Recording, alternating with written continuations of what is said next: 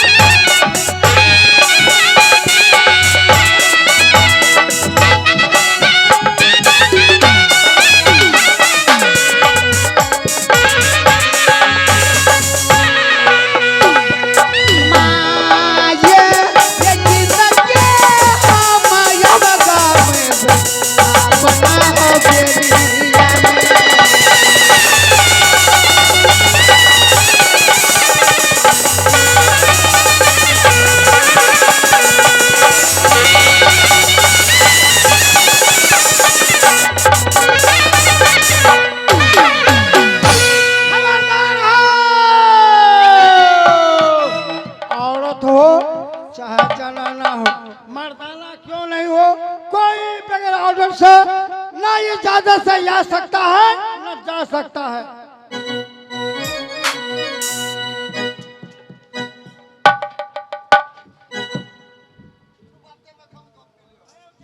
बउआ की बात है ए बेटा महाराज जी कथी कल के जो ड्यूटी में आ रहू बगैर ऑर्डर से कोई नहीं आवे बेटा तो हम ये लोग ड्यूटी में हम खड़ा ड्यूटी में रहे हम खड़ा रहो ड्यूटी में सब ना हम ड्यूटी में रही आ एक दिन मदद ले फुर दे बेटा हां तो रहे ड्यूटी में तनखा खाजी तो आज ड्यूटी बदी हां सुआत महारानी जी कहल के कि जमाना रे साल ना कटा हीरो बन गेल छै जइना हम कमा के तोरा खेलू दैन ना आ बहु क गेलियो 3 11 धिया पुता चल मारन छै रे साल आ ड्यूटी हम ही करू तो हां बहु तो ही करे छी है तोरा कमाई खाई हम बहु क्या कर देने हो आया के गवा कर देने हो तोरा बियाह बाप करना है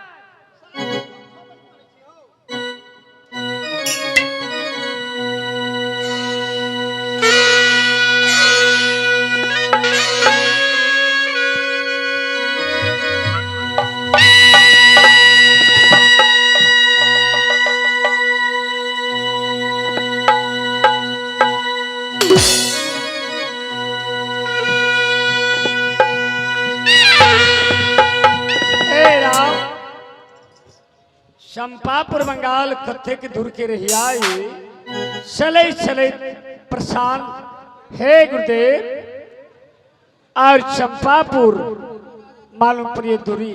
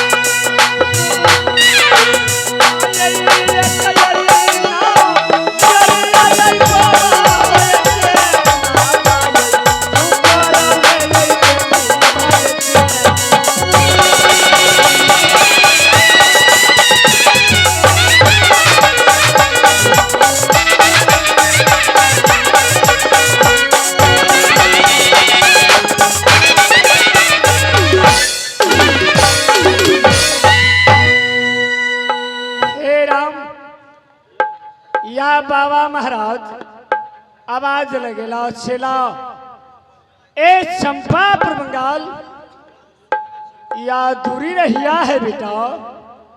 चंपापुर बंगाल की राजा ए स्वयंवर लगाए हैं बेटा और सती लाडली नाम की लड़की है बेटा। तुम इस समय सती लाडली की डोली फना करके अपने महल में तुमको लाना है। हे राम ऐ पैराज बिरिया में चले चले प्रस्थान कत्ते दूर के रहिया चंपापुर बंगाली।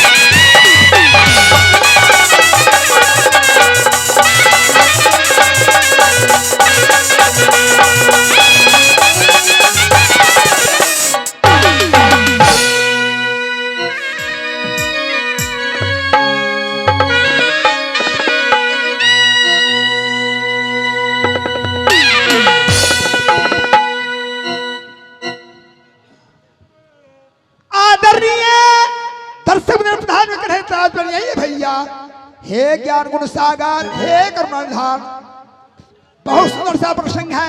लंका कांड की बात है। मंदोदरी रावण से कहे थे कालती बसा पति कहा न माना अयग जगन्ना मनु जतर जाना। हे लंकापति, ऐसे नहीं करना चाहिए, लेकिन रावण कहा रे मंदोदरी मैं मर जाऊंगा, मैं मिट जाऊंगा, फिर भी मेरा कीर्ति नहीं मर सकते हैं। ऐसे मेरा कीर्ति नहीं मर सकते हैं। बस ये पलगी ये प्रेमी हो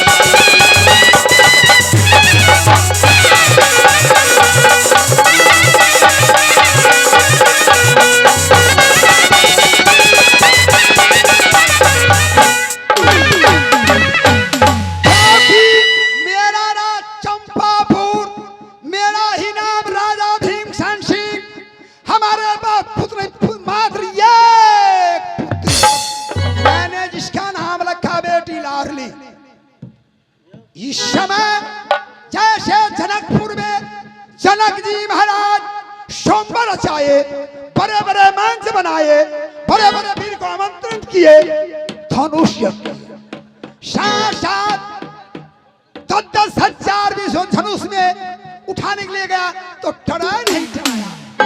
अब जनक जी महाराज सोचे कि यहाँ ऐसा ऐसा वीर से धनुष नहीं टोला है तो ये बच्चा क्या कर सकते हैं। उस समय जनक जी महाराज बोले ताजा हुआ सन्नी जधर चाहो लिखा न विधि पैदे आप लोग सब चला जाइए। आप यहाँ लोग क्या करेंगे, तो बच्चा है यहाँ तो यहाँ धनुष पर खेलेंगे। जब टाइम आ गया तो लक्ष्मण कहते बात सुन करके भैया ऑर्डर दीजिए, लेकिन नहीं। जब अवसर आया तो गुरु को प्रणाम नहीं कर पाए। तो गुरु प्रणाम हो मन ही मन किन्हा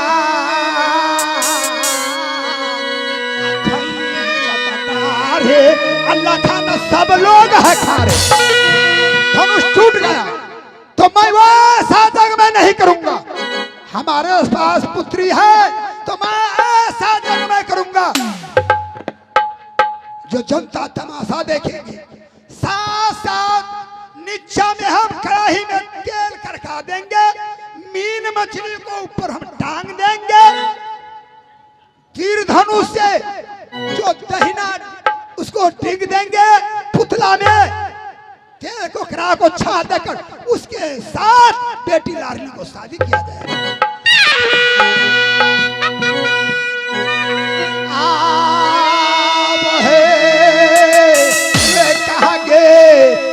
किए हो मोर मंतरी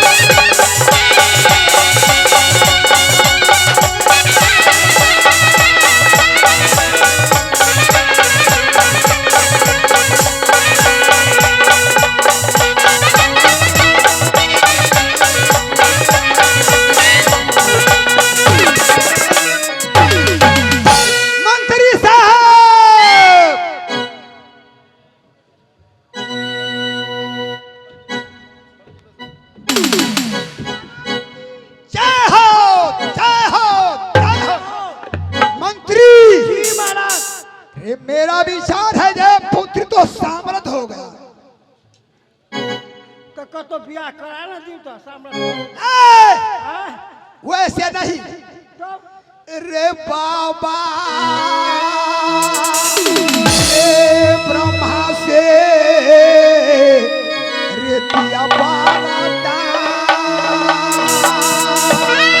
रे जगह